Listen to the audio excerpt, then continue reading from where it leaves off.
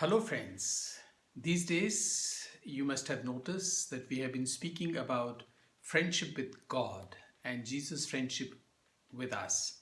And I think you are also my friends, as Jesus is my friend. And therefore, I request you before I go further, if you have not yet subscribed to this channel, please subscribe and also press the bell icon. As I said, that these days we have found out that it is Jesus who takes the initiative to offer us and ask us to remain in Him, remain in His love, and then He offers us His friendship by saying, "You are my friends."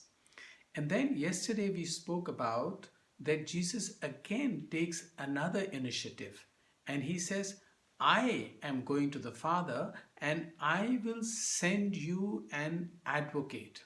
So once again, it is he who is taking the initiative. And as we proceed further to read the Gospel of today, which again reads like this: Jesus said to his disciples, "Now I am going to the one who sent me, and not one of you asks me, 'Where are you going?' But because I told you this, grief has filled your hearts.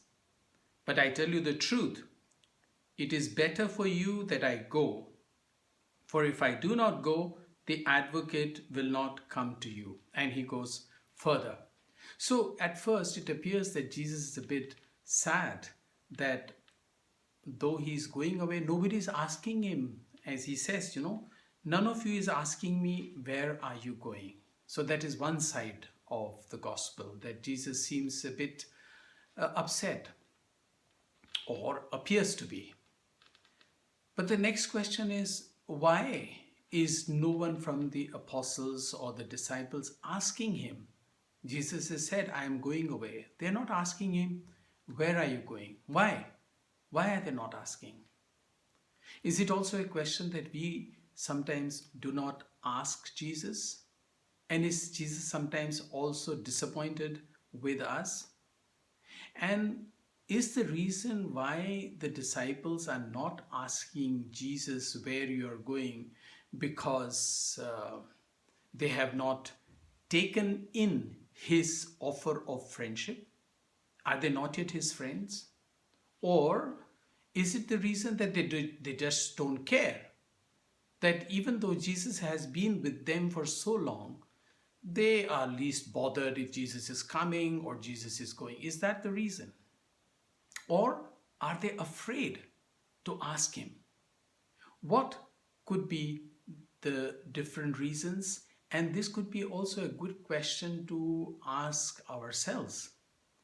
Why are we not posing questions to Jesus, or what are the reasons why our friendship with Jesus is not growing? Because he it is who is offering his love. Remain in my love, as we saw last week. Remain in me and you are my friends. So that is one thing. And then he says, he, I think, indicates to what might be the reason why they are not asking him. Because he says, "But because I told you this, grief has filled your hearts." Yes, it could be one reason. But what kind of grief, or why grief? Is it because they think that because of Jesus and his popularity, his work, they were also getting attention and popularity, and people were also, along with following Jesus, they were also looking up to them, and therefore they are sad? Or is it because the miracles that he was performing will not be performed anymore? Or is it because they simply do not know what will happen after Jesus goes away? But then Jesus consoles them by saying, "I must go, because if I do not go, the advocate will not come." And this is another deep theological question, that how the three persons of the Trinity, the Father, the Son, and the Holy Spirit, work together. The Father who sent the Son, and the Son who mentioned to us, as the Father has loved me, so I love you. And now is the entry of the third person, the advocate, the Holy Spirit.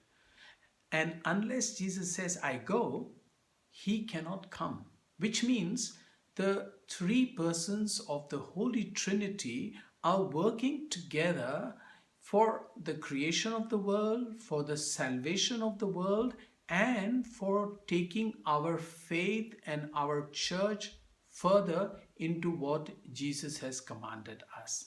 I think there will be more reflections in the coming days, but I wish you all the best, that we understand what Jesus means, and if we are in good conversation with Jesus.